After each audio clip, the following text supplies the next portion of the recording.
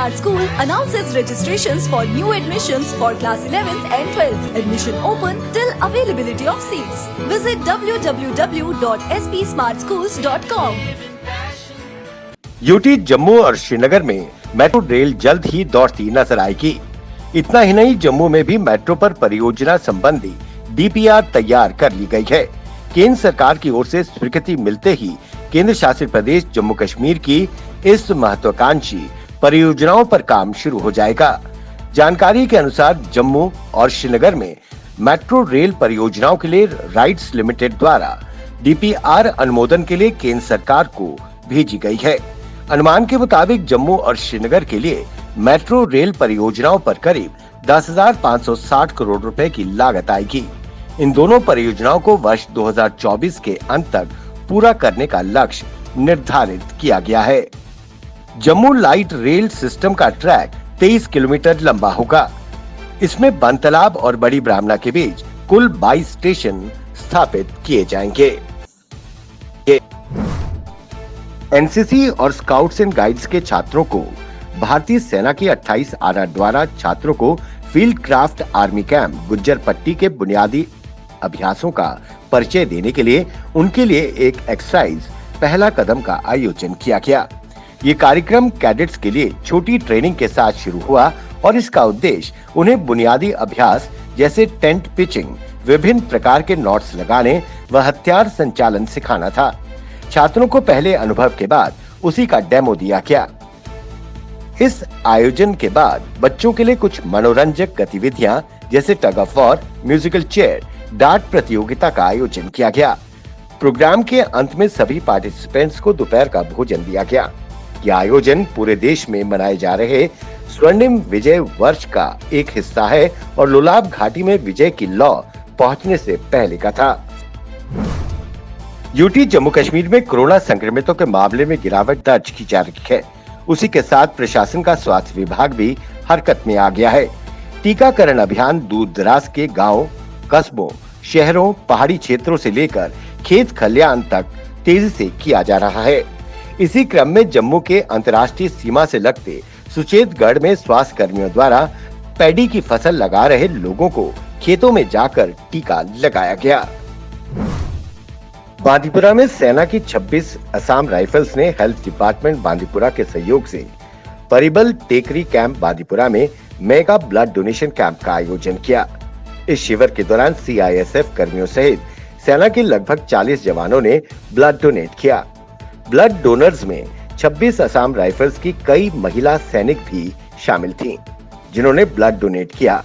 उन्होंने कहा कि उन्होंने स्वेच्छा से ब्लड डोनेट किया है ताकि किसी अन्य की कीमती जान बचाई जा सके। अखनूर के गांव गडरावा में स्थानीय लोगों द्वारा बिजली विभाग के खिलाफ प्रदर्शन किया गया। लोगों द्वारा जम्मू अखनूर पुंछ राष्ट्रीय राजमार्ग बंद कर विरोध प्रदर्शन किया गया।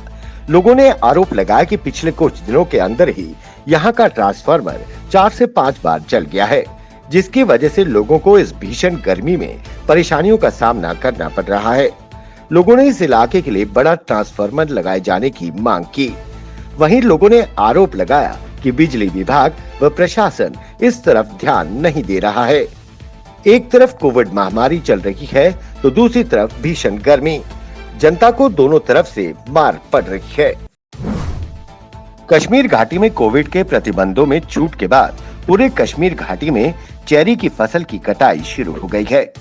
दक्षिणी कश्मीर के शोपिया में एक बाग से निर्यात के लिए ताजा चेरी को छांटा जा रहा है और बॉक्सेस में पैक किया जा रहा है। वहीं चेरी के उत्पादक एक किसान ने कहा कि इस साल चेरी की फसल की पैदावार अच्छी हुई है। कठुआ जिला पुलिस द्वारा आए दिन पशु तस्करी के मामले विफल करने के बाद भी पशु तस्कर अपनी हरकतों से बाज नहीं आ रहे हैं।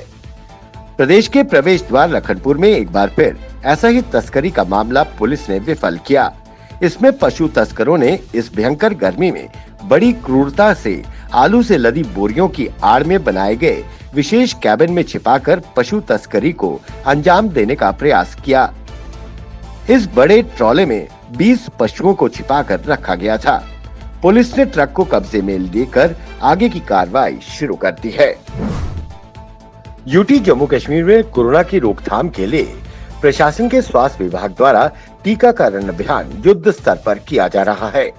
इसी क्रम में जिला पुंछ के डिस्ट्रिक्ट हॉस्पिटल में कोविड-19 की वैक्सीन 18 से 44 आयु वर्ग के लोगों में लगाई जा रही है। इस वैक्सीनेशन प्रोग्राम में बड़ी तादाद में लोग हिस्सा ले रहे हैं और टीका लगवा रहे हैं। उनका उत्साह देखते ही बनता है। वहीं टीका लगाने के बाद लोगों ने कहा कि इस महामारी से बचने के लिए टीका लगाना ही सबसे बड़ा उपाय है। देश में कोरोना वायरस की दूसरी लहर का डर अभी भी बाकी है।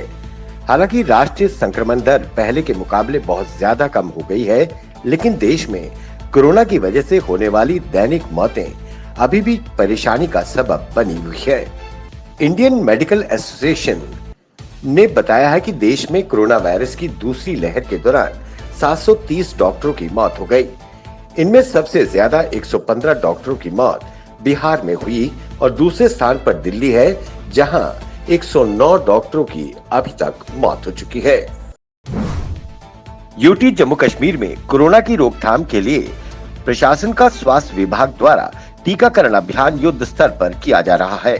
इसी क्रम में जिला सांबा के बीडीओ ऑफिस विजयपुर में कोविड-19 वैक्सीन 18 से 44 आयु वर्ग के लोगों को लगाई गई।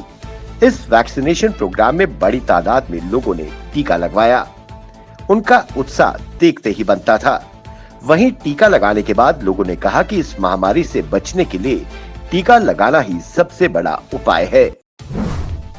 जम्मू पठानकोट राष्ट्रीय राजमार्ग सांबा जिले के महेश्वर इलाके में एक ट्रक बड़ी ब्राह्मणा से पठानकोट की ओर जा रहा था, जिसमें केमिकल लोड किया गया था।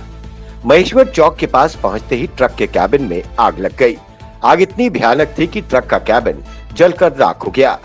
हाईवे पर आ रहे पानी के टैंकर को देखकर ड्राइवर ने उसे रोका और पानी के टैंकर की मदद से ट्रक में लगी आग पर काबू पाया। वहीं स्थानीय लोगों और पानी के टैंकर की मदद से आग पर पूरी तरह काबू पा लिया गया।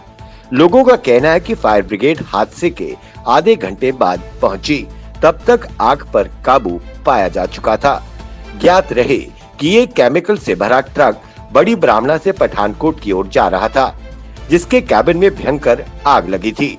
अगर वही ट्रक रखे केमिकल में यहां आग लग जाती तो बड़ा हादसा हो सकता था।